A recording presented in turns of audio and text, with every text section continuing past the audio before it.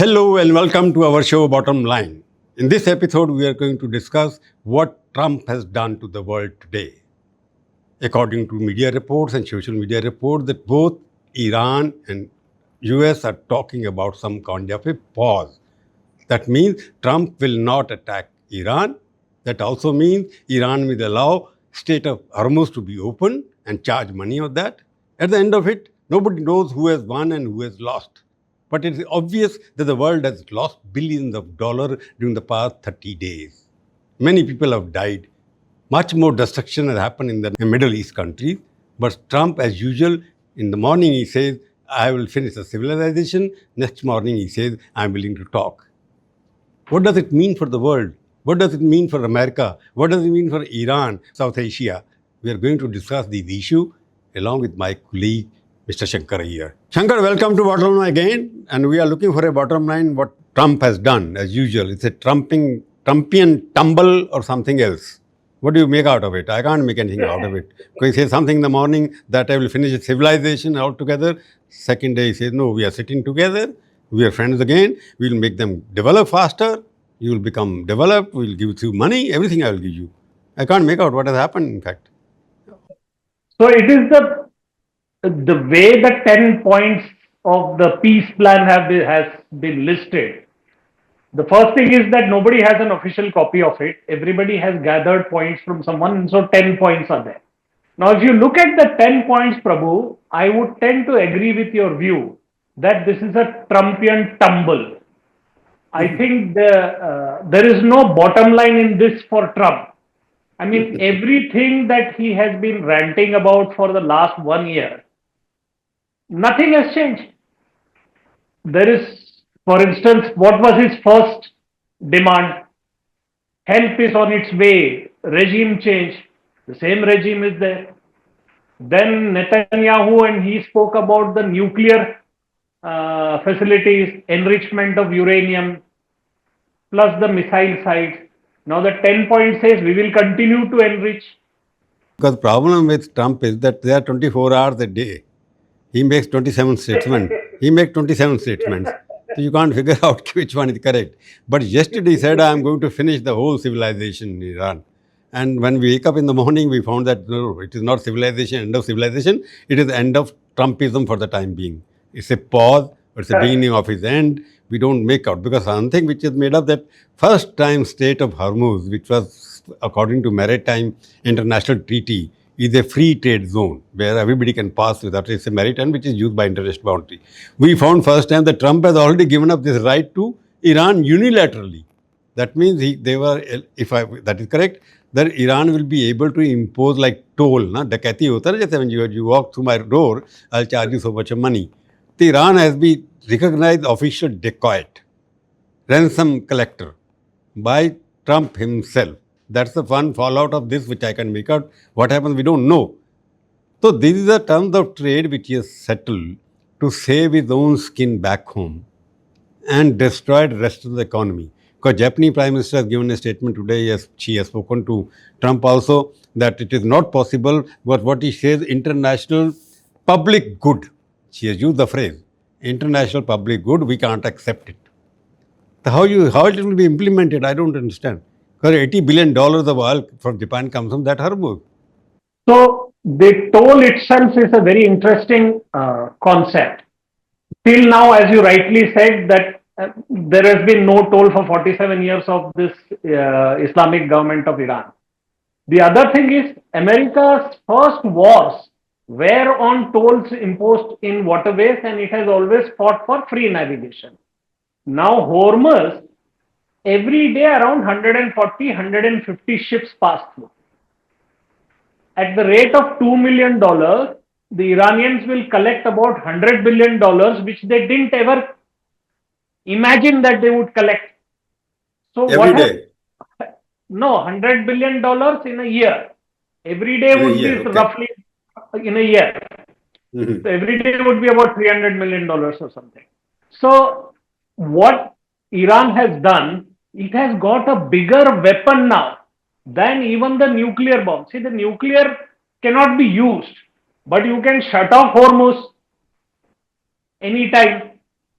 So The basic. they've handed over a much more potent weapon to, and I think one thing that I noticed is that in his statement on Easter Day, where he used four-letter words and abusive language, and his second statement where he said a civilization will be finished, was reflecting his desperation, his frustration.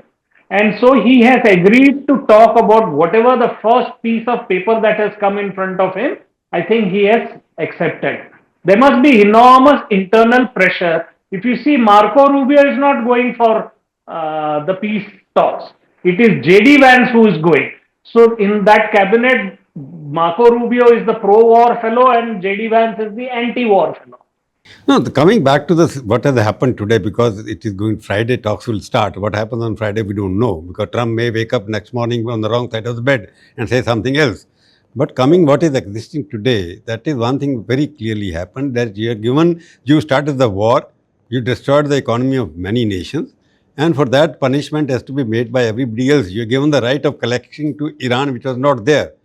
So America unilaterally are granted the right to collect toll to Iran, which is not acceptable to anybody else. So what's the way out? It's not working out altogether because most of the people will not accept it. Now, this thing, what you're saying is, it is not even America. The world will pay for a madness of Mr. Donald Trump, because it was his What I'm saying, dream na, that he will do, that he will change regime, he will do this, he will do that. And then once those aircraft got $600 million of aircraft they lost in the desert there, after that, I think, after that setback, I think they decided, okay, let's pull out. And this here, 10 the point program. $2 million may be one issue, but that could be even accepted. But the insurance companies should be willing to insure the ships, no? Because this is such an uncertain situation that they have created. And even if $2 million are paid, what is the guarantee some other fellow is not going to fire at you?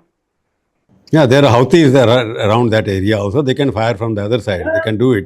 But coming back to this whole fundamentalism, because war was started because Netanyahu wanted to start the war, and Trump fell into that trap, and therefore everybody got together, and Iran would use economic tool like this, what they've done. It was not anticipated by their World Bank economists or the Harvard educated economists. They will not press. They were raising the issue, but subtly. But within the Trump administration, obviously nobody knew that this could be used by Iran.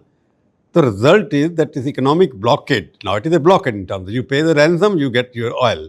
You don't pay the ransom, you won't get your oil. So in the end, Trump has also lost, so has the rest of the world, because they are to end up paying billions of dollars to Iran, illegitimate government. There is no government there. Who they are dealing with, we don't know.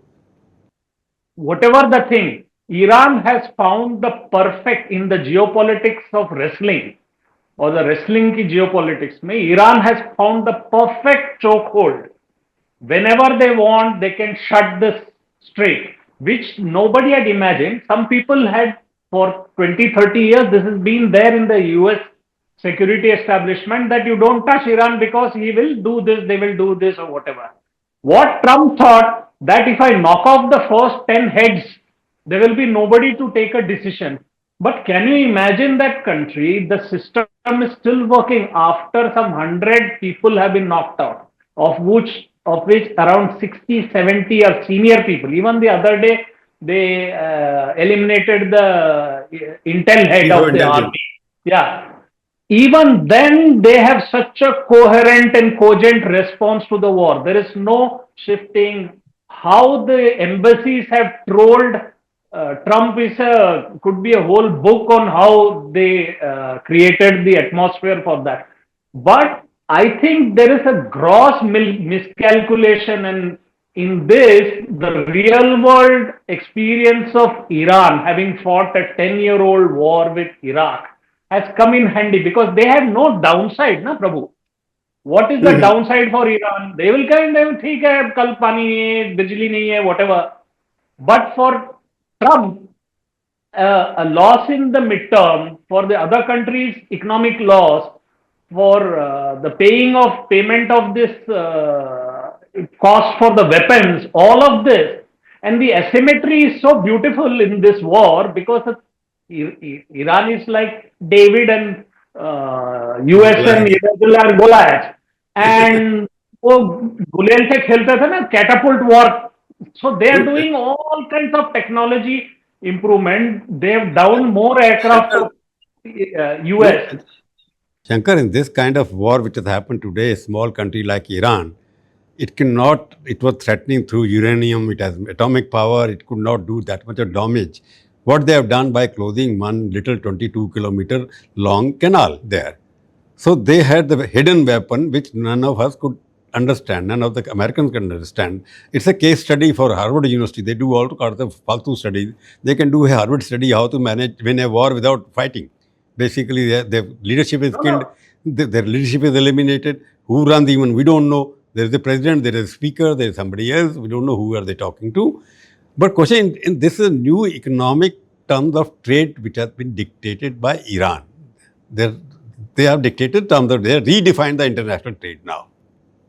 No, the whole game theory, which several universities have been sort of writing about game theory, the zero benefit theory, the game theory, everyone will lose, nobody will lose, Pareto possibility, Overton window, all of this has been reduced to one neat column by Iran saying that if you touch me, I will touch. Not only the Hormuz Straits, Prabhu, their ability to strike at will across the Gulf nations. So all the US bases have been hit. Now the US armed forces, many of them can't live in the bases. They are all staying in hotels. So they have chosen their plan very well. And I think that there is a big lesson here that what is unacceptable, what the Japanese Prime Minister also said in terms of there are things that are not acceptable in international. Yes. I mean, the Shankar, morality, immorality of it is stark. no, Shankar, there's another thing which seems to be happen. Earlier in the international economics, global trade, whenever America used to smile, rest of the world used to laugh also, feeling very happy. Right. So what is happening now, if the America is now crying, the rest of the world is laughing now. That okay, America goes down, rest of the world goes up. Like stock market has gone up today by 2,000 points or whatever. All over the world, I am told stock markets have gone up. And America was bombing them, it was going down. So it's an inverse relationship happen that American system, American way of looking at the thing is really almost is becoming a myth now because international trade doesn't depend on what America does. No, that is true in a sense that the unity that was there around what America said and everybody sang the chorus, that's no longer there. And that came very obvious when the NATO allies said, no, we will not come and help you clean up this mess. Because they said, we have not been consulted. This is between you and Netanyahu, deal with it. And even on the economic front, they said that, okay, we will deal with whatever our pain is, but we are, and so the most interesting thing is that for 15 years, this country, Iran, has had a sanction on it. Russia has had sanctions on it. In the 30 days of this stupid war, Trump has had to lift sanctions on both the countries. Not only that, now Iran says lift primary sanctions, secondary sanctions, release our assets. So what has Trump achieved? What has this war achieved for them? No, basically, Iran has become much more richer in terms of availability of funds available to it. Sanctions are going to be lifted. Hormuz will become a source of income for them. Uranium they will retain. What has America got in this whole thing? That's the bottom line. Actually, what has America got is not clear.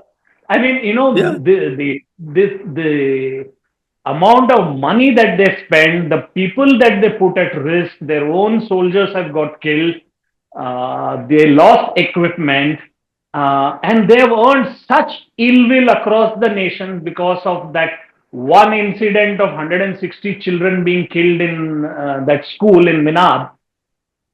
What would America say if this was to be summarized? I think even the AI, chat GPTs and Geminis will have a tough time summarizing this 36-day war. And what's so sad is that there was a time, as you rightly said, when America set the standards of language, of conduct, whatever. Whether they followed it or not is a separate story, and we in India have had much experience about this, starting with Kissinger and Nixon and others. But there was this illusion, at least, So I'll that stop this you, Shankar. war has I'll interrupt. I'll interrupt you here. Now, looking at what is happening, we are going to conclude it. What is happening now? The geopolitics has taken an interesting turn. Now, Iran seems to be more powerful than America. The rest of the world, which was affected, would like to have direct access to Iran after sanctions are lifted, obviously. Now, geopolitics is that you're talking about the whole, ultimately, it was becoming a unipolar world. Everybody was turning towards America. Russia was going down.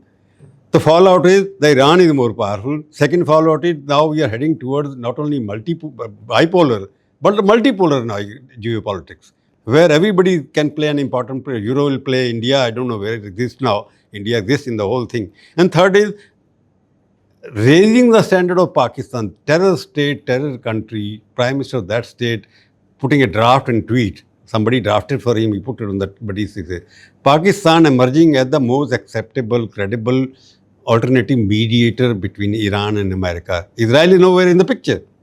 So these three changes in the geopolitics means Iran becoming much more acceptable now, more correcting the more way of money, and China and Russia are not playing a very important role, yet becoming more important players in terms of economics. Third thing which is more important, if you have heard or not, I heard the Singapore foreign minister, he was talking on the speech. He says, you are talking about this 40 to 22 kilometer, 27 kilometer. Singapore, state of Singapore is much more important. It is only 2 kilometer nautical millimeter, and much more oil and everything flows from that. He said, we cannot accept it because we are allowing free access. How can somebody else put it there? This is the third dimension coming into the state of Singapore, which is just 2 nautical miles, and they are not willing to accept Hormuz as a conditional where you have to pay. So many questions have arisen out of this toll. Multipolar discussion, American allies like Japan not agreeing with. So whether it will work or not, I don't know. Pakistan, failed state, how can they hold something there? So two great paradoxes, Prabhu, in this. Israel and America thought that they will reduce Iran to a no condition to come. On the But knees. Iran seems to be emerging as the major power throughout Middle East and West Asia. Now, if it has this income, this oil, the sanctions are lifted, and all the countries are talking to it, this is changing the conflict configuration of geopolitics in that area. Now, all the GCC countries will have to worry more about Iran. Israel will have to worry more about Iran. US will have to worry more about Iran.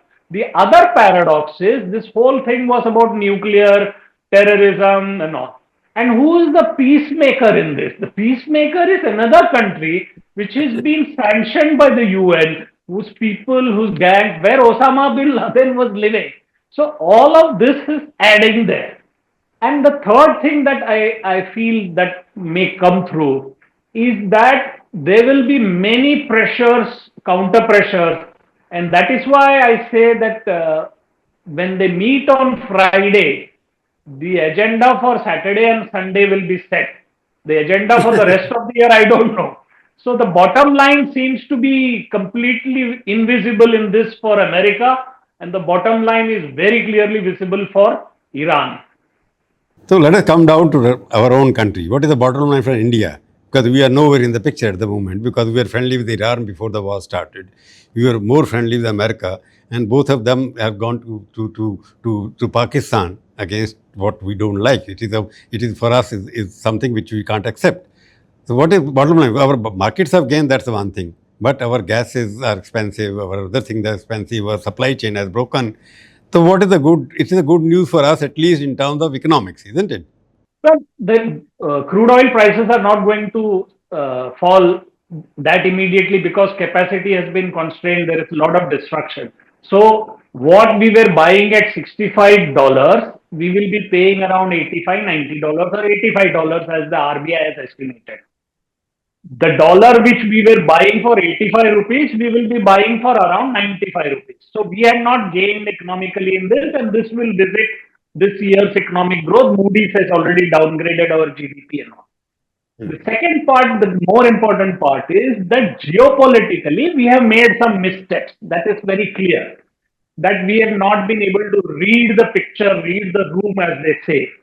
And in this, the first time in 7 years, Iranian oil is coming to India. And we have declared it, announced it, and everything. But why we stop buying, why we start buying, why we are buying Venezuelan oil? So, are we sort of following the diktat of America? Is the question that is there in the minds of people. And this is something that will need a lot of clarification because for the first time in 80 years, India's economic decisions are being sort of pushed into corners. Yeah, you are dependent. Don't you think that this is the feeling that our foreign establishment, the foreign affairs establishment, had a full faith in American might that they will be able to demolish Iran? That is what miscalculation started. That America will be able to finish Iran. Therefore, they went openly favored Israel and America all the time. Do you think that was a misplaced misunderstanding of the situation? I think it's what they call confirmation bias. You want to be with us. So Julius Caesar had said that you people normally believe what they wish for, and that is what seems to have happened. That you want to be in a particular group. So you said that for 15 days, all the channels and all were all saying how Israel has hit Iran and how this. And suddenly our confidence in America and Trump was misplaced. That is the bottom line. Yes, the bottom line is that our trust in Donald Trump was totally misplaced. Misplaced, and then emergence of Pakistan is not a good sign for us, whether it survive or not. And third, the bottom line is, what are the chances of this pact pause for what is the 15 days pause which is going to be there? Will it survive till Friday or not? Chances are 50-50 or 0 or 50-100. So, without using my economic both hands on the one hand, on the other hand, I can say probability. The probability is around 40%, I think, less than 40% that this peace deal will survive. The 60% it won't survive, you are saying? Yeah, I think 60% only because the power that Israel has over United States, the power that Netanyahu has over Trump cannot be discounted. And today also he has tweeted that Lebanon is outside the peace deal. Now the Iran is not going to accept Hezbollah being bombed. Japan is objecting to toll. Other thing that I'm just talking about, this is between two nations. We forget about that. The chances are that Trump, whatever he promises, he never delivers anyway. He changes his promises, he changes everything else. They're more likely that Trump may change his opinion, but he being pushed to the corner. Therefore, chances are that Trump may dump Israel as well. That is the possibility. And what happens, we'll discuss on Friday again. Thank you, Ayer, for joining here for Bottom Line. We'll meet again and discuss something else. Thank you. Goodbye, everybody. Keep watching Bottom Line.